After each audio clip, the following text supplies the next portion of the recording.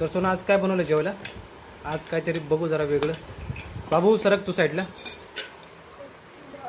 भात याच्यात हां काय अजून ही कुठली डाळ आहे? काळी डाळ म्हणजे उडीदची डाळ. ओके. अजून त्यासोबत काय आहे? आणि चटणी. आणि ठेचा हा कसला ठेचा बनवला आहे? शेंगदाण्याचा. शेंगदाण्याचा ठेचा आणि चपाती. बघू एक मिनटं काय आणलं ते. सोबत ज्यूस पण घेतला आहे बाबूला आणि चिमूला. बघू ज्यूस आहे आंब्याचा आहे बघा. मँगो. ओके थांब जरा साईडला हो. टाकलो दीदी. आणि हा हे बाबूने बघा बिटला दोन दूध आणले. हे बघा कधी तिथले